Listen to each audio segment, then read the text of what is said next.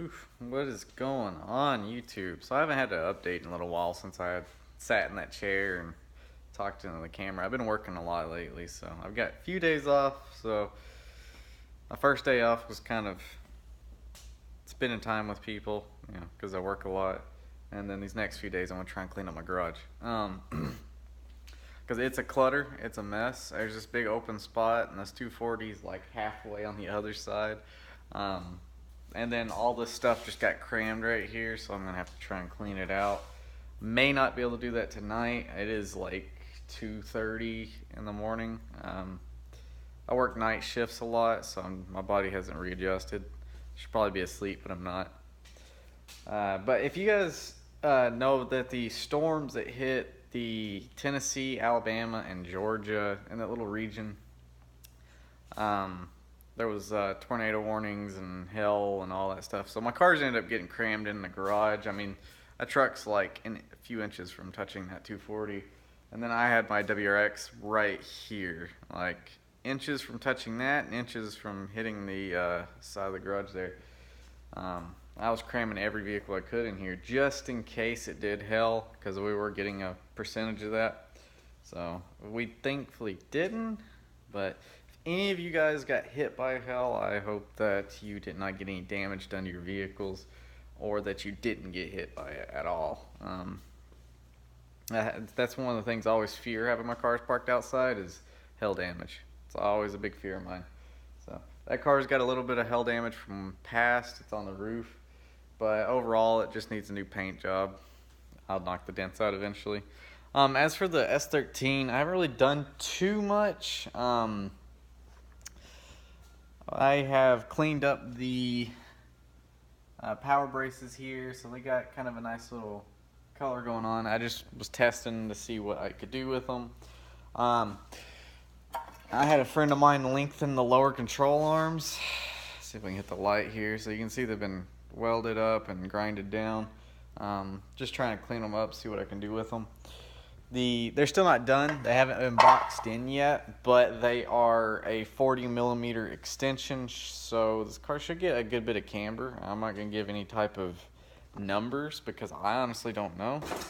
I just thought 40 sounds like a pretty good number for front camber. I can't show because of all the stuff cluttered in the way, but without the, what is it? Without the car being lowered on the ground and just a little bit of compression added to the suspension, it's a lot of camber. I mean, it's going to be in the 4 or 5 degrees of negative camber in the front. So it's good because I need the traction for drifting. Another thing, here's the KA. This was the block that originally came out of the 240. Now, I told people I was going to a 1JZ, so, well, I picked up a 1JZ. So here's my 1J. This is out of a 2002, I think it was, Toyota Crown. From what I can tell, this engine does have at least 50,000 miles and was really, really, really, really well taken care of. You got the whole ECU box and everything right here. It is an ETC SI motor. So, it is a drive-by-wire. I'll have to look into all that. I'm not too knowledgeable on JZs or Toyotas, but this motor is really clean.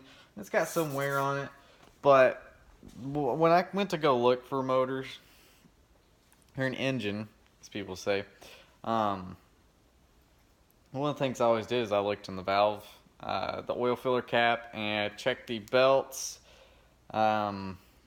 made sure I turned it over by hand, got the compression specs, looked around, but this motor looks really clean. They probably pressure washed it, as most people will when they're selling you an engine.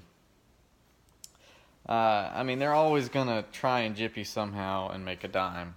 That's any place that you'll ever visit.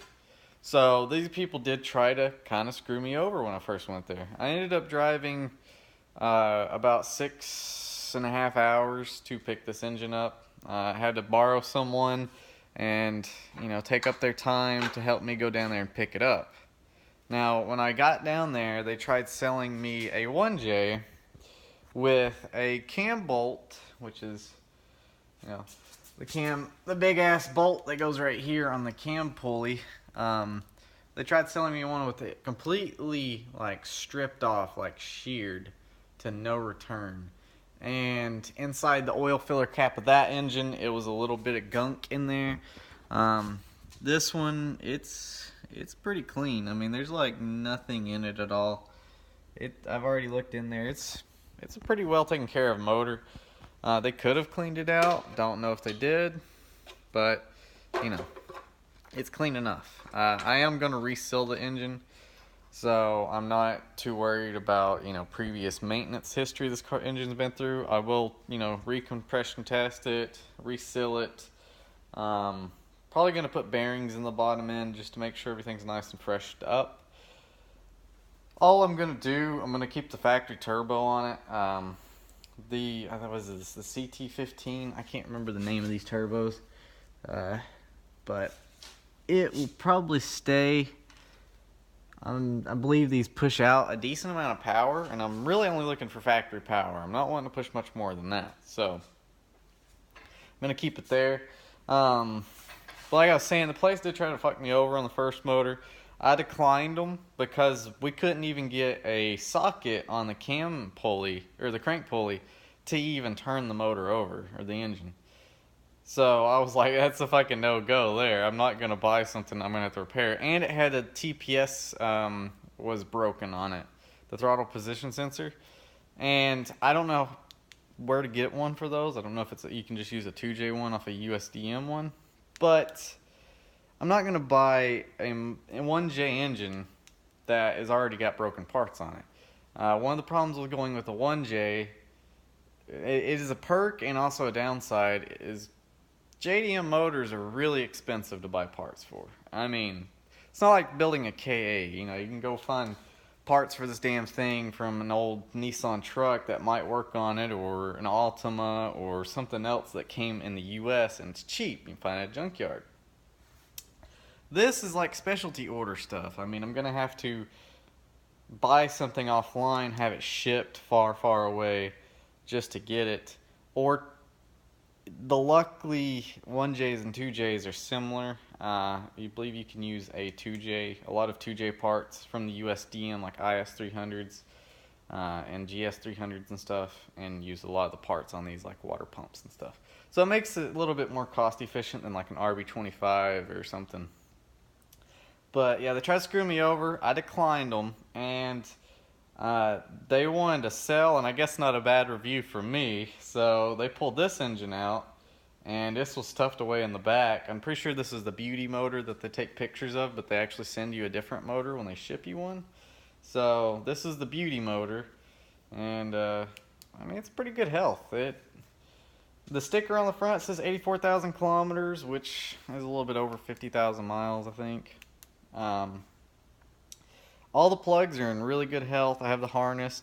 They are fucking retards and, I mean, idiots. Excuse my language. I know that's a little rough to say. I'm not being hateful against mentally disabled people. But they thought that the ECU box here was actually a air box. Like a bunch of idiots. And I told them they were about to put this motor and send it to me with no ECU, and I caught it. I told them, I said, hey, there's no ECU with this engine. And so they grabbed me one. And, well, they didn't check the air box, which is actually the ECU box. Guess what? It had an ECU. So I got two 1JZ ECUs now. I'm probably going to sell one of them. The one they gave me, obviously. But probably going to sell that. But we're going to try and fit it to my friend's 2JZ he has. I've heard people running 1J ECUs with 2Js. You just have to piggyback it. So we'll see how that goes, if it works or doesn't. If it doesn't, I'll just sell it.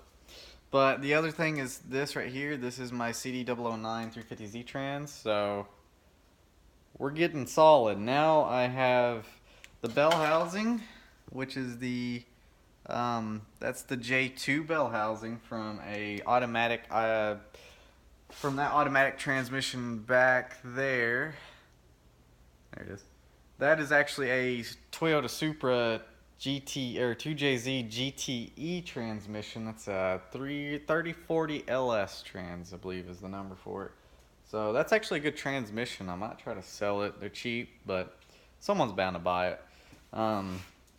But that's the bell housing off of that trans. It's an automatic bell housing, and you'll get the Collins adapter and cut the front bell housing ish part off the CD009, and you will get the adapter plate from Collins adapter, which adapts onto there and then adapts the automatic bell housing onto the CD009, and then you can bolt it right up to a 1J or 2J, which would be fucking perfect. It's just their kit's kind of expensive and I'm cheap right now. So it's going to be a little while till all that gets done. First is coming up, refreshing the motor, resealing it, making sure it's in good health, and looking about painting certain parts, making it clean. After that, that might come later on in time. Actually, that even still has the battery terminals on it, which is hilarious there in the back. You can see the red for the battery terminal back there. Like, all that's still intact, harness and everything. First things first is getting this car prepped up before I start, tearing down the 1J. I want to get this car stitch welded or seam welded, whichever people want to call it. Some people just call them spot welds, but I want to get all the seams done on this, get it stitched up, get the bay cleaned up as nice as I can, and get this car back on the ground and get it outside because it's taking up too much damn space in my garage. I don't know what colors to go with yet. I'm really wanting to go for a black and red theme. I don't really care for the hot boy purple that everybody does or the damn teal blue that everybody does. I'm actually a big fan of just black and red. I mean, I actually like the red that's on these from factory. Somebody decided to fuck this car up and spray paint it like crazy. I don't understand people. But I'm really liking that. That like gloss and black and sparkles down there is just beautiful. So I'm thinking about doing a paint scheme on the outside of this car with a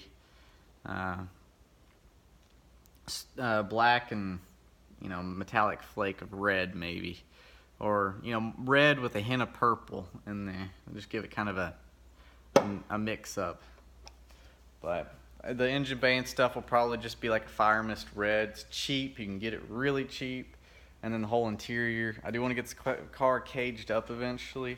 I mean, this is a long way down the road. I'm working a lot just to throw crazy money at a 1J and a transmission, and this is gonna be months down the road when this car gets anywhere near done, maybe even a year. So it all is all about money. So trying to go as fast as I can. I work a lot, so like I can't work on it all the time, but this is a very long video just of me ranting and talking. But if you guys want to see this car real quick, I'll go over it. So as you can see, this is my 91 S13 hatch. It's got ISR 5-lug conversion all the way around, square wheels. I did a really cheap 4-piston Z32 calipers on here. These are the 30 mils. I think in total I paid like $180 for the full front end conversion, which if anybody knows, that's cheap as shit. I'll explain that later in another video. Tires are free. Got those for free. The inside, it's a crackless dash. It's mint condition. This car was owned by a shithead, but I've taken the best care I can of the car for the last 8 years. It does need a paint job. That's really about it. Some dents removed, paint job, and this car will be, back in its fighting spirit. There's absolutely zero rust on the car. It's been garage sheltered for 8 years, barely driven. So I'm a big 240 geek. I love the cars to death. I'm not gonna fucking get this car and beat the shit out of it and cut it up and be one of these fucking stupid YouTubers that you see all the time, cutting these bitches up, fucking crashing them.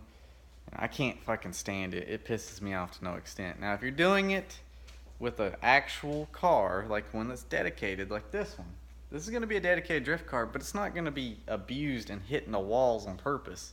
You know, I'm actually going to try and learn to properly drift with it. You know, I'm actually going to buy me a diesel soon. More than likely, it's going to be an early 2007 3 Power Stroke, but I want to be able to get a car hauler that I can haul these, you know, haul this off with, take it to some events, you know, have fun with it. So eventually I'll get there, but for now it's gonna be a long, grueling process of getting this car going, but it'll be fun. So anyways, I hope that's a good little update for you guys. You know, I got a 1J now, so I'm happy with that. It kind of feels cool being a 1J owner. But tell me what you guys think, what colors would be cool on the car, and other stuff. A wheel setup, you know, I'm not wanting to run name brand wheels like Works or anything. I don't have the budget for that. I'm not going to save up $2,000 just to buy a set of wheels that might or might not get curb rashed within a fucking drift event or two, or just driving it daily. So I'm a big fan of cheap wheels. I mean, I paid $3.99 for all 4 of those, so it's a fucking good deal. So I'm going to look into some cheap ones for this. I'm also doing 5-lug on this car, in case you guys are wondering. My hubs are up here. Z32 hubs for the rear. I got to go get some J30 ones for the front. I'm going to be selling these uprights, which are the aluminum Z32 uprights, and going to keep the e-brake assembly for the Z32. Essentially, I'm going to try and convert the whole underneath of this car to Z32, but keep it within any kind of drifting competition regulations. I want this car to be compliant to most, so I'm not going to do like whole fucking tension rod movings, and you can only move them so far for most events and rule regulations, so try and keep everything in factory locations. But brakes and stuff are acceptable, and a couple other things, maybe a diff, we'll see. But anyways, hope that's a good update for you guys. Maybe I'll see you guys in another video soon. Don't know. We'll see where that comes.